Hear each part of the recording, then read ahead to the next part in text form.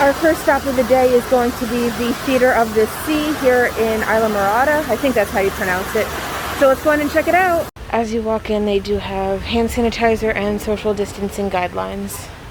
So let's go in. Here is a quick look at the map and the flow of shows for the day. The 9:30 Fish and Reptile Tour starts here. And then back here, it includes Sharks and Rays, and that one starts at 11:45. First stop of the day is the Fish and Reptile Tour, and then we're just gonna go from there.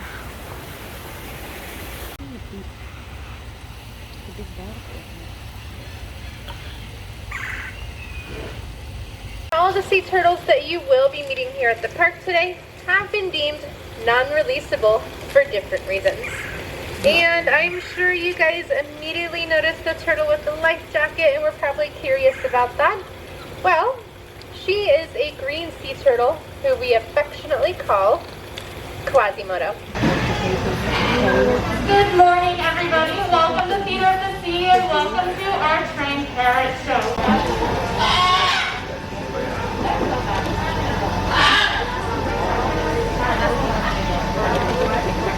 My name is Amber. This is my buddy Oscar, and it is our absolute pleasure to introduce you guys to some of the most colorful, charismatic, and even some of the most intelligent animals on the entire planet.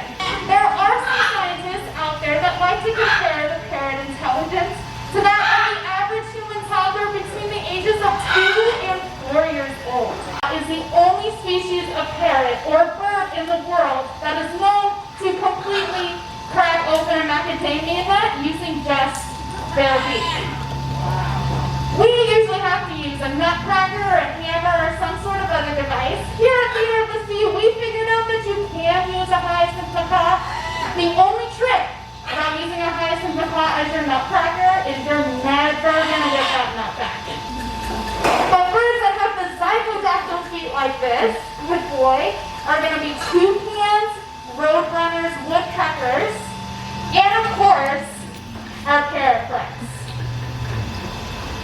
Parrots, and it looks like he's ready to show off for you guys. Nice job, Clover. So immediately, yeah, you guys can clap. Army's doing a good job.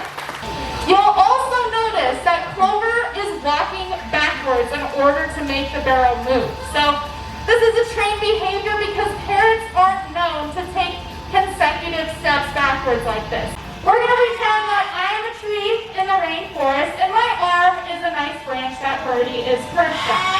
So if the branch moves, Birdie's going to put her wings out. Good girl, just like that, to regain her balance. Take it off a notch. How about a number between 6 and 10? 7? Alright, we're going to go with 7. You ready? 7.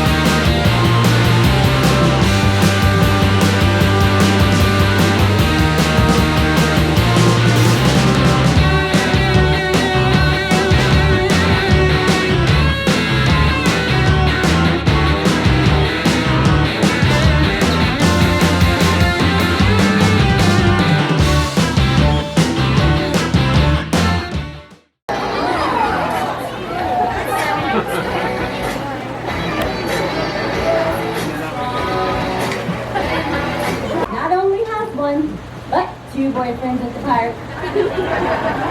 Yeah, she's proud of it too. She has Tucker, who's 15, and Wilbur, who's 22. Yeah, you really go for the older men, huh? Into a walrus right before your very eyes. Don't worry, I know how to change you back, okay? Abracadabra, hocus pocus, ta-da! The walrus. Look at those tusks. All right, guys, I'm going to turn her back into a sea lion again. It's going to happen very fast, so don't blink. Good. Walk right in the center. Wow, great job, good. Nice job, lady. Pretty impressive. Now the whiskers aren't actually supporting the ball. They're simply allowing her to feel which direction it's moving so she can get her little nose under it to balance. Good. Oh. Nice job, yeah. She deserves lots of fish for that one, right? Yeah. Now I'd like to start by telling you a little bit about our water here at the park. We are a landlocked facility, which means we're not directly connected to the Florida Bay or the Atlantic Ocean. We pump in about 12 million gallons of seawater every single day. It all begins at 2 giant pumps behind our Sea Lion Stadium up front. It flows through all those sea turtle habitats you walked by, and it ultimately ends in our main Dolphin Show lagoon. Now we do training here at our park with all of our fish and reptile species as well. The most important behaviors we train here at the park are called husbandry behaviors, which means that everyone is trained to participate in their own healthcare. So our trainers are going to call the sharks up. We do this by using an auditory recall, and we do this by tapping a stick on the bench, and they can hear that sound pattern and swim up for a training and feeding session if they want to. Now this is very similar to when you call your cat or dog's name at home and you want them to come over to you. So that popping noise you hear while our trainer feeds them is that suction.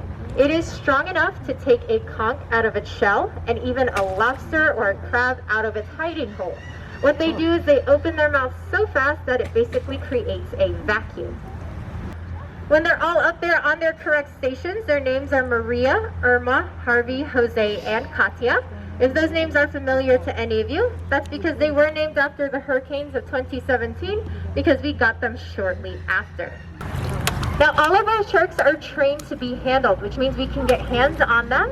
We can flip them over onto their back so we can get visuals on their undersides as well.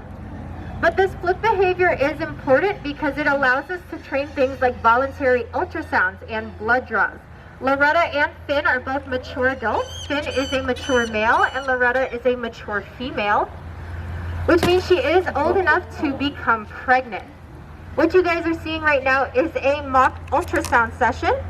So while she's flipped upside down like this, they'll press along her belly, which gets her used to the sensation, watch out, Bugs is next to you, which gets you used to this, or gets her used to the sensation of an ultrasound probe.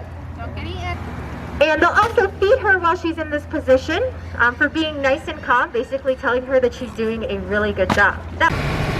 So we just got done at the Theater of the Sea. I actually really enjoyed it. I'll be honest, I was a little skeptical when we walked in, but the shows were awesome, especially the Dolphin Show. I absolutely adored that. It was so much fun. I learned a lot. They do a lot about conservation and rehabilitation and everything. So definitely something I would recommend checking out. So the pricing is about, if you buy online, it is $47 with all the applicable taxes and fees. Definitely something that is worth the payment. I mean, we got here at 9:15, which is when they open. I do highly, highly, highly recommend getting here when they open because as the tours progressed, it got steadily more and more crowded. The first few parts were actually really nice and quiet, and then it just got super crazy busy. However, it is spring break right now, so that might have something to do with it. It is about 12:15, so we were here for a good 3 hours.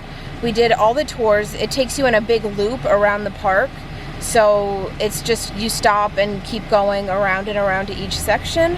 Definitely check this place out. I really enjoyed it.